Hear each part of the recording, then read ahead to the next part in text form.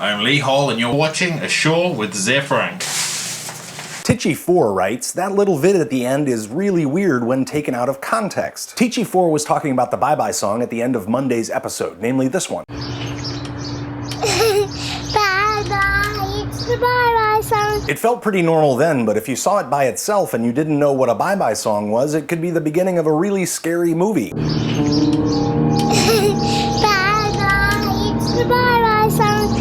Bye bye, it's the Bye. This all made me wonder what weird was, so I asked the Twitter Terriot, and they said it was all kinds of things, but in most cases it was joined at the hip with what normal was. Recently I saw a really smart guy named Matt Webb talk about normal and weird, and how things we think are normal can suddenly seem weird, and how things we think weird are suddenly weird nor normal. How some things we think are weird can suddenly seem normal. For example, I thought pets were normal until one day I couldn't stop looking at the whiskers coming out of my cat's face. And suddenly my cat's face wasn't like a furry human-like face anymore, it was like an alien fish face, and I was like, why the hell is this little alien thing looking at me? And why do I have it in my house? And what are these little brown things that I feed it? Or another time I was taking a walk and I thought, why do I always think that I'm standing on top of the world facing forward when I walk? And when I lie down, why do I think that I'm facing up? I started imagining that I was facing down when I was standing and looking forward when I was lying down, and suddenly I got dizzy. So I lied down, but now lying down had the same feeling as this. Like my back was stuck to a ball and below me was just space. Weird. And then I started to think that I leave all those thoughts in a thought called gravity, and when I think of gravity, I don't really think of all those thoughts. Like if I think, how am I standing here? I say, it's gravity, whatever. And then I thought, what if moving weird to normal is just taking weird and putting it into a little box and storing it in your closet and forgetting about it? And then one day one of those boxes accidentally falls and the weird spills out. In his book, How the Mind Works, Steven Pinker has a good example of how we put things into boxes. He points out that if there's a bag in your car and a gallon of milk in the bag, you'd say that there's a gallon of milk in your car, but if there's a person in your car and a gallon of blood in a person,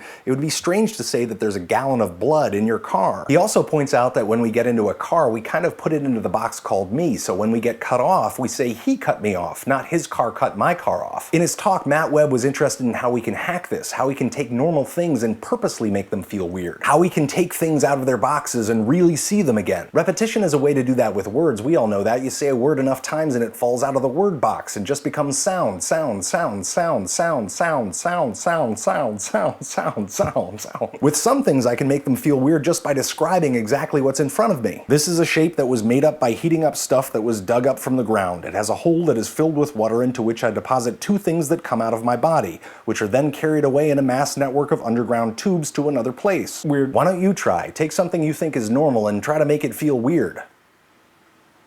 Dancing, shaking hands, government, yogurt, batteries, swimming pools, Google, babies, life, Thursdays, time, a popsicle? Tell me how it goes. Let's get weird. Regarding our recent field trip, Doodlebean writes, Zay, I liked your trip to the south of France much better. Oh really? Fine, I'll go back there, but I don't think it's gonna be as weird this time around. I'll see you there on Monday. And now the fabulous Lee Hall is gonna animate one of your dreams. I'm walking in a cave and it's pitch black, but for some reason I'm not scared. And along the cave walls, I can feel rows and rows of books, and when I go to pick up a book, the entire room becomes enveloped in white light, and it's like the entire universe is bright too, but I don't really know because I'm in a cave, but it feels like it.